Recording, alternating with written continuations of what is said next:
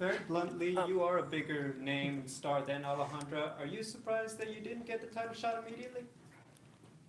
I was surprised her, and I don't honestly I don't know anything about her. I've never seen her fight before. I don't know. I don't know if she's good or not. It's not like I can say she. We got some athletes sometimes they just have two fights and it's just like wow, like the sport it's a new sport and the way they teach now we improve so much faster than for us 10 years ago that we had to drive 2 hours for a jiu-jitsu coach or a boxing coach and try to put it all together.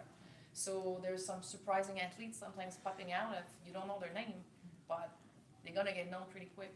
So maybe she's one of those. I don't know, but I didn't know anything about her. So there's other girls I would have think even not just me, other girls in Bellator that I would maybe think of me before this girl. Now, Christina was kind of a replacement opponent, and it's a kind of a unique situation. You had said that you're kind of excited about being able to find Christina, who's pretty much been the upset queen of Bellator this past year. What challenges and what kind of things do you expect from Christina? But first of all, that's the fight I should have gone from the beginning. I think she's the one who make more sense. So I was very motivated when I got the call for her. I think it's going to be an awesome fight. I mean, she's a full striker, and no need to hide that this is what I love to do. So I really enjoyed this camp because I was doing everything that I liked that sometimes I haven't done for years. So pretty excited with the fight. You come from a strong camp at ATT, and a lot of great world champions there as well. I mean, how was it for you to prep for this fight? And you have obviously a lot of tough strikers there as well. So did that help out a lot in terms of this fight camp? Yeah, they helped a lot. They had good partners for this camp to train with. We have a lot of strikers, not even really known in UFC or Bellator. Anyway, we have some girls with more of a karate background. I've worked a lot with Trisha Cicero, which she's coming from karate, so she have fast kick. This is what I needed to work the most is that speed on those kick. But I had many different kind of girls and guys to train with. With Rory McDonald, part of the Bellator nation right now, and yourself being both Canadian, obviously, you would like to see yourself up in Canada at some point because it's been several years since Bellator has been up north of the border. So, how excited would you be to be able to maybe win tonight and then to have a title fight maybe up north of the border? Oh my God, I cannot even explain the feeling. That would be really a dream come true to fight for a title. The experience I have for my title fight in Australia was absolutely amazing, and but to fight in my own country at this point of my career, that would be just like a true dream come true. I don't care where, but I mean Quebec or Montreal would be the perfect spot. Could I just ask that question again about when Valerie when you found out you weren't fighting for the title? Obviously, we were there with you in Newcastle where you beat Kate Jackson, and it looked like we were asking you then about a title fight next. Has it kind of lit a fire under you ahead of this camp, knowing that you're not getting the title now, to know that you want the victory and surely you get it next? What made me the most upset about it was not even. I always believed like the right time was gonna come. You just gotta keep winning. What I was so pissed off, really, really, really mad, is I've waited 7 months to fight, thinking that was gonna be for a championship fight. Why would I wait 7 months for a random fight?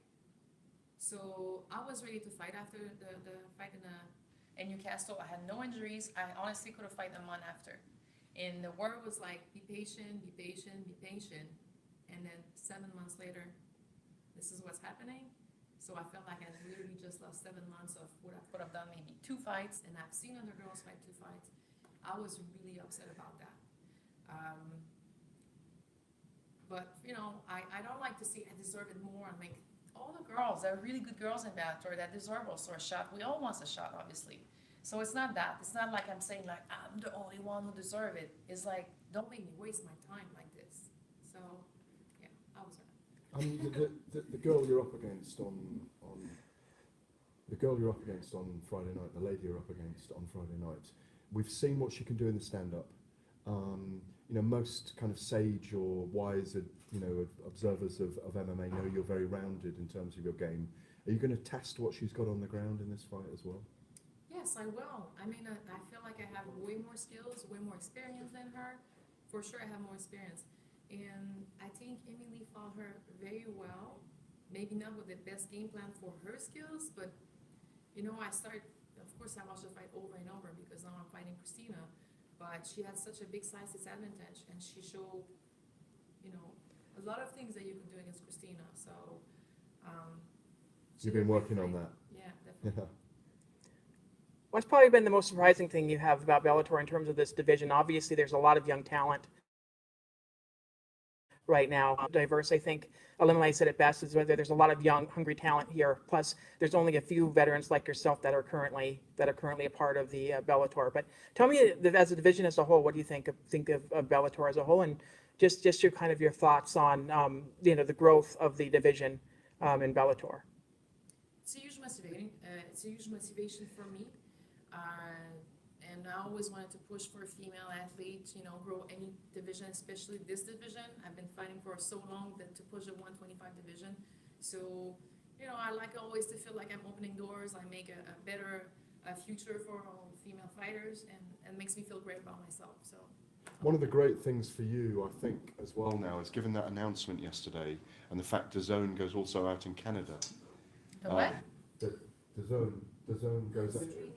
The stream, the press conference yesterday in New York, in which Bellator signed a deal with DAZN, who are a digital streaming service, very big digital streaming service. You can tell I didn't know about it. No, I did my whole little No, but just to explain to you then, September 29th, they're launching, and Gegard and Rory are debuting on that platform.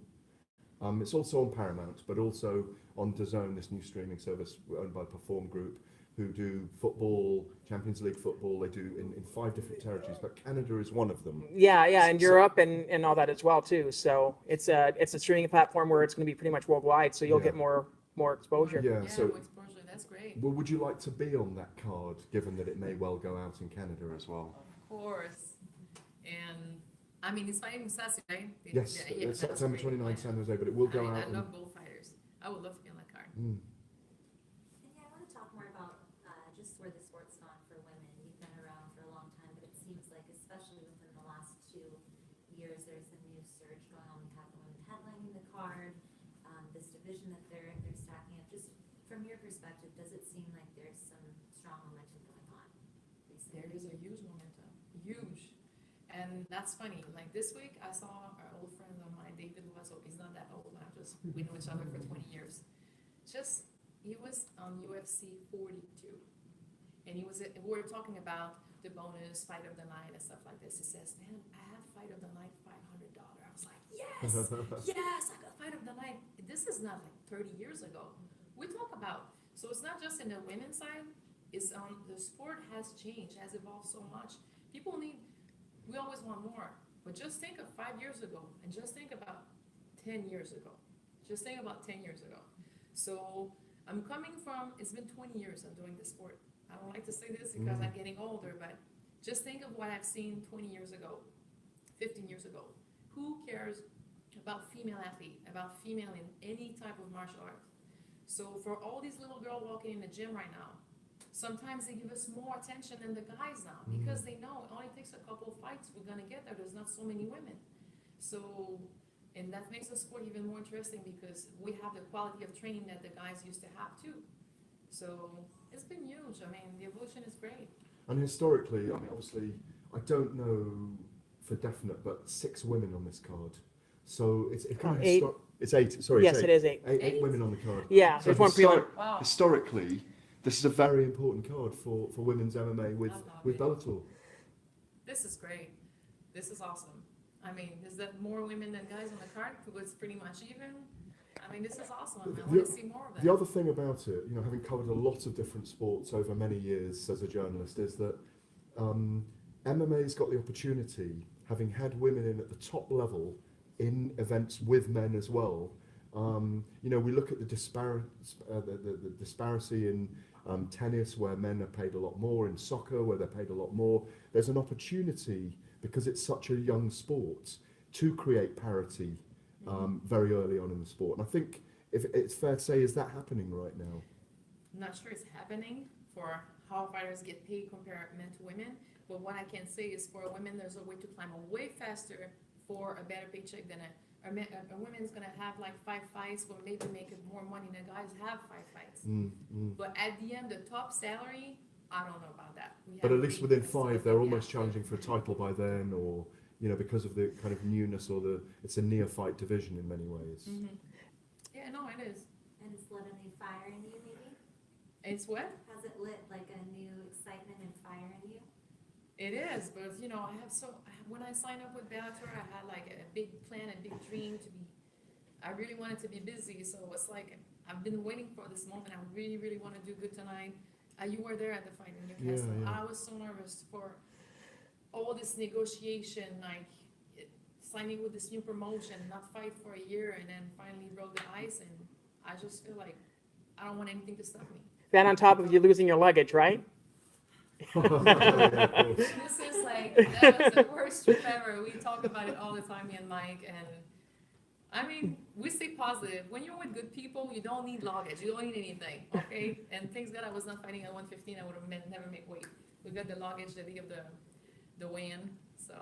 And it rained the whole 5 days you were there or something, didn't it? It was horrible. It was disgusting. Coming from Florida and flip-flops and in Newcastle, I mean. Someone Yeah. asked Mike Brown if he was homeless. He was walking down the street and Yeah. nothing was matching. He has this big beard, and the lady says, "You have a home? Are you okay?" I was like, "Oh." Yeah, About Christina Williams real quick, obviously, she upset Heather Hardy, Emily Ducote. She is looking to go for number 3. Is there any of that in your mind that she has made a reputation of beating the bigger name? Yeah, she did. She made her way there, and this is why, but I don't think anyone have said she doesn't deserve to. She's not at this level. She proved herself. She only have 2 fight in MMA, 2 pro fight in MMA, but she fought really tough, 2 really tough girls. And Hardy doesn't have that much MMA fight, but she has so many fight in boxing. And Emily is top ranked in Bellator. Beating her, put her right there. So. But it was the styles that helped her, and certainly Hardy is just a come forward, raging bell, isn't she? She was not ready for this fight. She was not prepared. This is the kind of fight you have to prepare for.